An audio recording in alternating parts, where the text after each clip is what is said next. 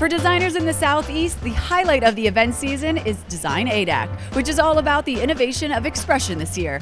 Come along as we talk with designers, editors, and showrooms all about how they stay at the forefront of design. I'm Kendall Zappa, and this is Editor TV.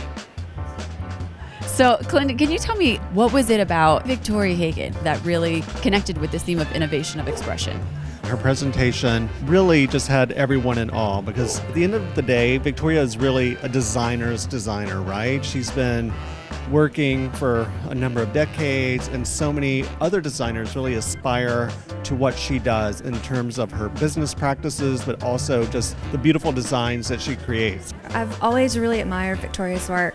I think she represents how people live today.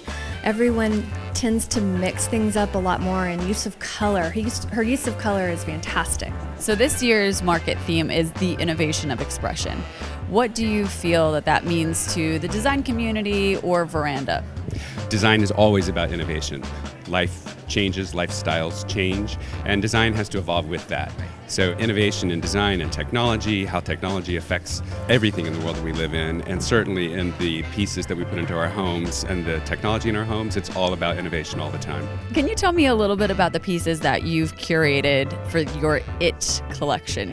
I really gravitate towards form a lot in the work that I do, both angular and more of an organic, curvaceous form. So I think that my pieces speak to that a little bit. You have a very angular coffee table in the lacquered finish that has these undertones of metallic. It's really fresh and, hot right now. What about these pieces really represent the innovation of expression that we're focusing on here at Market?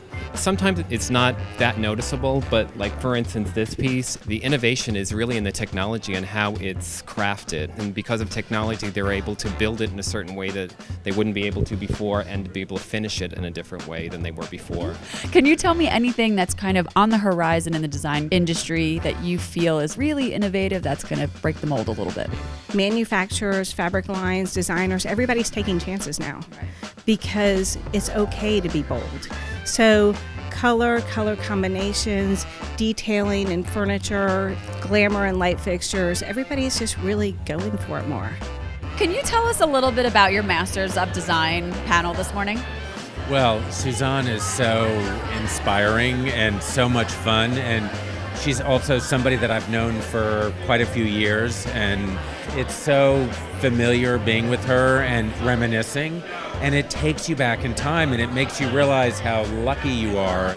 We both agree so much on making each person's house unique with different finishes and learning how they live and making it comfortable but filled with interesting things. Can you tell me a little bit about your new book, Evocative Interiors? So Evocative Interiors comes about after really 20 years that I've been a partner at McAlpin, and it kind of helped me define a little bit about what my design principles are, and really I think they're design principles that every creative shares. What do you think makes ADAC such a destination for designers? The building really invests in the design community. They really work on not just having great resources, but educating and building a design community throughout the Southeast, and that's a real benefit. What do you think makes the design community here in Atlanta so unique? They seem to be really close with one another. There doesn't seem to be an edgy kind of competition, yet they all are very competitive. There's an incredible amount of talent, but there seems to be a very nice gentility to it all. So Katie, this year's theme is the innovation of expression. What does that mean to you? Well, I mean, the ultimate innovator to me is our founder, John C. Portman. And so he designed this building with the atrium, which is his signature. And one of the things that he always thought about was how to bring the outdoors inside the building. And so this year we did a tribute to Mr. Portman and his life and legacy. And we put together a timeline of the evolution of ADAC and how it started out as a design center back in 1961 and just how it's evolved over the years. We hope you enjoyed our tour of Design ADAC, which continues to be a source of innovation and inspiration here in the Southeast. For Editor TV, I'm Kendall Zappa. Thanks so much for watching.